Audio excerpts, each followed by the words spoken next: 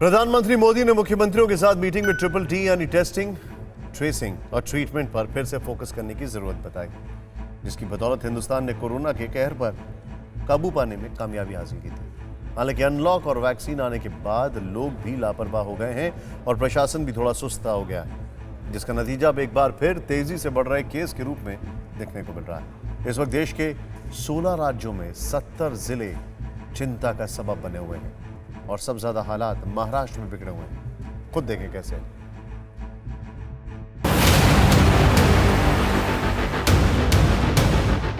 ये नागपुर की वो तस्वीरें हैं जो बताती हैं कि कोरोना को किस तरह हल्के में लिया जा रहा है। आने जाने की इजाज़त सिर्फ इमरजेंसी और ज़रूरी सेवाओं से जुड़े लोगों को है, लेकिन लोग बाज नहीं आ रहे हैं। कहने को तो पुलिस वाले भी तैनात हैं, लेकिन ना लोगों को रोक रहे हैं, ना ही सोशल डिस्टेंसिंग का पालन करवाने की जहमत उठा रहे हैं। इसी लापरवाही का नतीजा है महाराष्ट्र में कोरोना की दूसरी लहर आ गई। केस बेतहाशा तेज़ी के साथ बढ़ रहे हैं। 16 मार्च को तो 168 दिन का रिकॉर्ड टूट गया, क्योंकि एक दिन में इससे ज़्यादा मामले इससे पहले 30 सितंबर 2020 को आए थे। इस रफ्तार ने सिर्फ महाराष्ट्र की नहीं बल्कि पूरे देश की फिक्र बढ़ा दी है, क्योंकि जितने मामले पूरे देश में मिल रहे हैं उसमें 60% से ज़्यादा तो अकेले महाराष्ट्र में मिल रहे हैं। बीते 7 दिन में कोरोना से देश भर में जितनी मौत हुई है उसमें 45% सिर्फ महाराष्ट्र में हुई। महाराष्ट्र की हम बात कर रहे हैं तो 16% से अधिक पॉजिटिविटी रेट है। ये चिंता की बात है। जिस रफ्तार से पॉजिटिविटी बढ़ रही है उस रफ्तार से टेस्ट्स की संख्या नहीं बढ़ रही। तो हमारा परामर्श राज्यों को, खासकर महाराष्ट्र को, वहां हमने 2 केंद्रीय दल भी भेजे, ये था कि आपको टेस्ट्स की संख्या बढ़ाने की जरूरत है। टेस्टिंग बढ़ाना इसलिए ज़रूरी है क्योंकि महाराष्ट्र के करीब करीब सभी इलाकों में कोरोना फिर से पैर फैला रहा है। ऐसे में ज़्यादा टेस्टिंग से संक्रमितों की जल्द पहचान हो सकेगी और इससे संक्रमितों के संपर्क में आए लोगों की भी पहचान हो जाएगी, जिससे संक्रमण को फैलने से रोकने में काफ़ी मदद मिलेगी।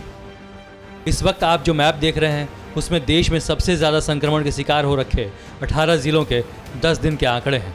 इनमें 14 ज़िले तो सिर्फ महाराष्ट्र के हैं जो संक्रमण के मामले में टॉप पर चल रहे हैं। इस लिस्ट में महाराष्ट्र के बाहर के शहर सिर्फ इंदौर, बेंगलुरु, चेन्नई और जालंधर ही हैं जहां संक्रमण तेजी से फैल रहा है।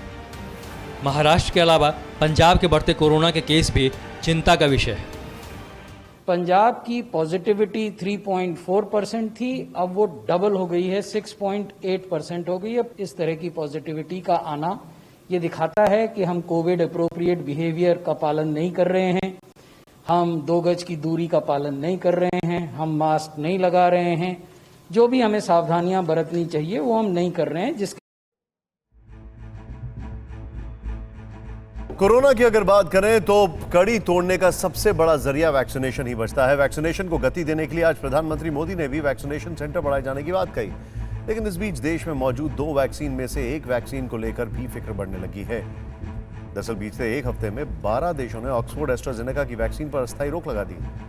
ऐसा वैक्सीनेशन के बाद खून के थक्के बनने की शिकायतों के बाद किया गया, लेकिन भारत में जो कोविशील्ड लगाई जा रही है उसको लेकर अभी तक ऐसा कोई भी मामला सामने नहीं आया। वो बिल्कुल सेफ है। सुनिए एक्सपर्ट्स क्या कहते हैं।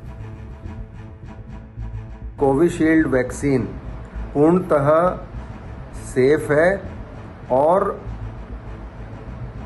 पार्शली इसका असरदार भी है। उसका अगर एफिकेसी डेटा आप देखें कोविशील्ड का तो 70% इसकी एफिकेसी है या गुणवत्ता है।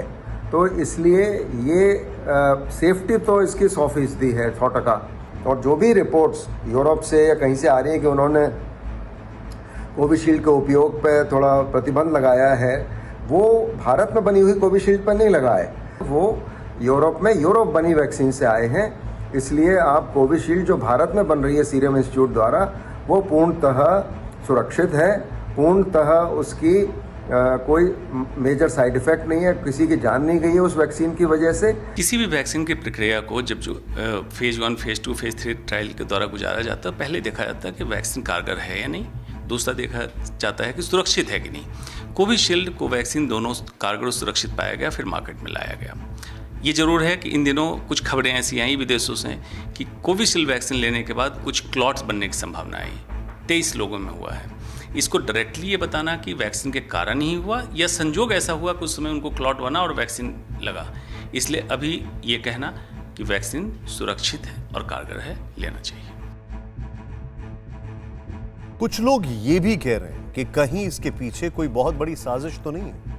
कुछ लोग ऐसा भी कह रहे हैं जिस तरीके से ये सब हाइप किया जा रहा है। बहरहाल वैक्सीन सेफ है, ये यूरोप की जो मेडिकल एसोसिएशन उसने कह दिया है, इंग्लैंड के जो प्राइम मिनिस्टर हैं उन्होंने कह दिया है, जहां पर सबसे पहले इसका इस्तेमाल शुरू हुआ। आपको डरने की जरूरत नहीं है। दिल्ली से भी ताज़ा आंकड़े आए हैं जो बता रहे हैं कि देश की राजधानी में कोरोना की रफ्तार क्या है।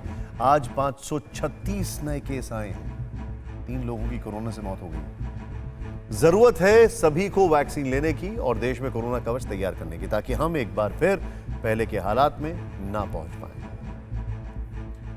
फिक्र आपकी, सोमवार से शुक्रवार रात 9 बजे सिर्फ TV9 भारतवर्ष पर।